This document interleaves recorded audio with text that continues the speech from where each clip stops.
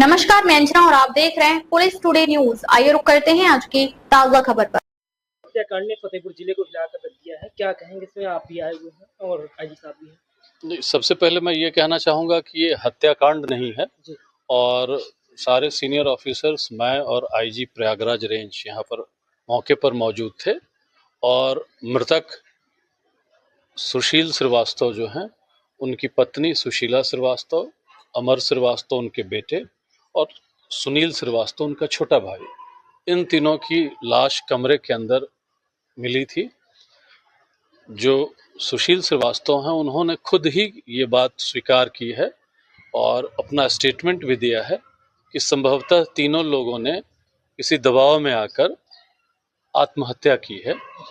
घटनास्थल के निरीक्षण करने पर स्पष्ट ये पता चलता है कि ब्लेड पड़े हुए मिले हैं। संभवतः ब्लेड से उन्होंने अपने हाथ और गले पे नस काट ली है और उसके पूर्व सल्फास के पैकेट मिला है और ग्लास में सल्फास घोला हुआ कुछ अवशेष बचे थे जिससे सल्फास की गंध आ रही थी। फॉरेंसिक यूनिट की टीम ने भी ये प्रथम दृष्टया बताया है कि संभवतः सल्फास पहले उन लोगों ने पिया है और उसके बाद उन्होंने ब्लेड काट ली है। फर्श पर खून पड़ा हुआ है, संघर्ष के निशान नहीं है। संघर्ष होता, कोई बाहरी व्यक्ति कुछ करता तो दीवारों पे, बिस्तर पर खून के छींटे होते, वो नहीं थी। सबने मिलकर आपस में दबाव में आत्महत्या की है।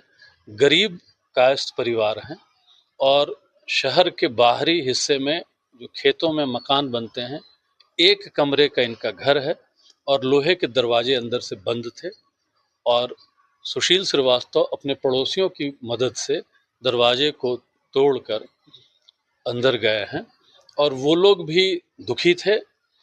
कुछ पैसों के लेन देन का दबाव भी था, कुछ शरारती तत्व भी शामिल हैं, इन लोगों पर दबाव डाल रहे थे जिनके नाम उसमें लिखे हुए हैं।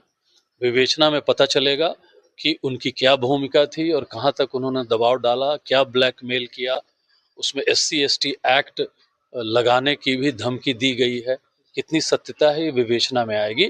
तो प्रथम दृष्टया हम लोगों को स्पष्ट है ये तीन लोगों ने, माँ, बेटे और उनका देवर, तीनों ने आत्महत्या की है, ऐसा प्रतीत हो रहा है।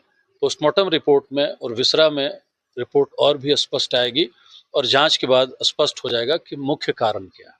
जो सुसाइड नोट पे दावे हैं उस पर क्या होगा? आगे जांच होगी? सुसाइड नोट में भी उठाए गए इस मामले पे? सुसाइड नोट नहीं, सुसाइड नोट में जिन लोगों के नाम है उनसे पूछताछ की गई है और आगे भी पूछताछ की जाएगी।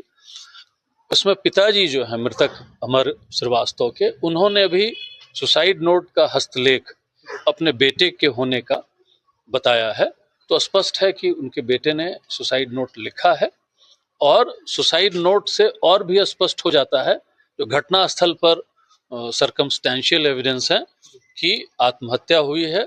और हम लोग जांच करेंगे कि इतना बड़ा कदम इस परिवार ने क्यों लिया, किनके दबाव में परिवार था और उनके विरुद्ध हम लोग कठोर कार्रवाई करेंगे। जो भी परिवार या बेटे को हरेसमेंट कर रहे थे, क्या उन पे कठोर कार्रवाई होगी? जांच होगी, उनके साक्ष्य इकट्ठा किए जाएंगे, उनके ऊपर कार्रवाई होगी। शुक्रिया।